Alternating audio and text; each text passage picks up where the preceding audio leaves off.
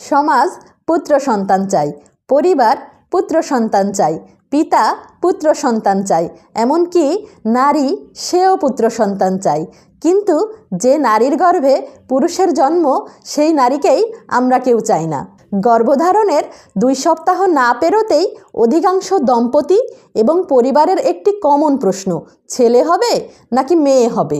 যদি শোনা যায় ছেলে হবে তাহলে সম্পর্ক দুধে ভাতে, আর যদি ভুলক্রমেও শোনা যায় মেয়ে হবে তাহলে অবহেলা, লাঞ্ছনা। আমাদের সমাজে কেন এই অসঙ্গতি? আসসালামু আলাইকুম, সবাইকে আন্তরিক শুভেচ্ছা ও অভিনন্দন জানাচ্ছি সুপার মম মোনালিসায়। আমি মোনালিসা। আশা করছি আপনারা সবাই ভালো আছেন।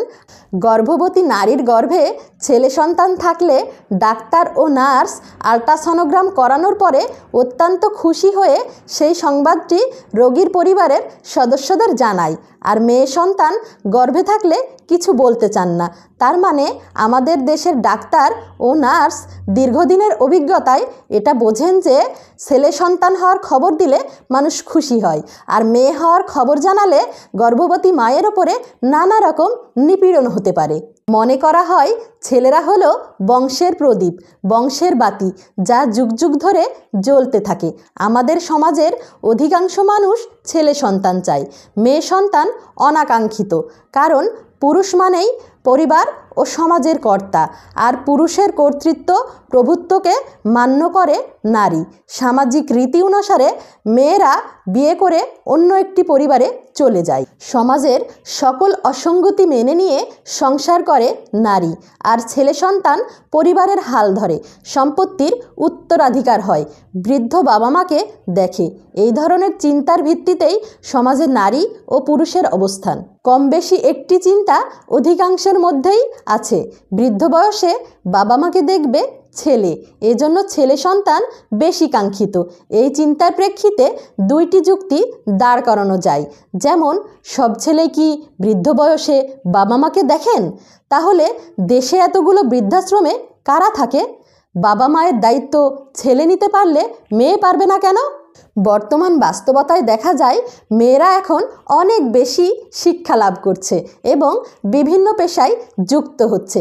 তারা ডাক্তার, শিক্ষক, ইঞ্জিনিয়ার, উদ্যোক্তা, ব্যবসায়ী এবং এমনকি সরকারি চাকরিতেও সফলভাবে কাজ করছে।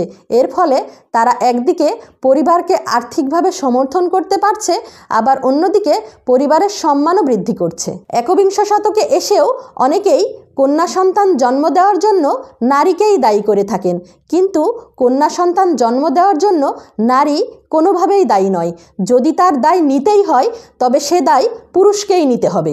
21 শতকে এসেও অনেকেই কন্যা সন্তান জন্ম দেওয়ার জন্য নারীকেই দায়ী করে থাকেন, কিন্তু কন্যা সন্তান জন্ম দেওয়ার জন্য নারী কোনোভাবেই দায়ী নয়। যদি তার দায় নিতেই হয় তবে সেই দায় পুরুষকেই নিতে হবে। আপনারা সবাই জানেন ছেলের সেক্স ক্রোমোজোম XY আর মেয়ের XX। সুতরাং মেয়ের মধ্যে একই ধরনের ক্রোমোজোম থাকে। স্বামীর X ক্রোমোজোম স্ত্রীর কাছে আসলে মেয়ে হয়, আর Y ক্রোমোজোম আসলে ছেলে হয়। ফলে সন্তান ছেলে হবে না মেয়ে হবে তার জন্য কোনোভাবেই নারীরা দায়ী নয়। সময় বদলে গেছে, তাই আপনার দৃষ্টিভঙ্গিকেও বদলাতে হবে।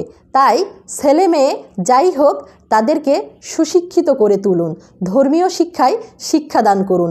বংশ রক্ষার জন্য ছেলেই দরকার, এই ধরনের ভুল চিন্তা থেকে বেরিয়ে আসুন।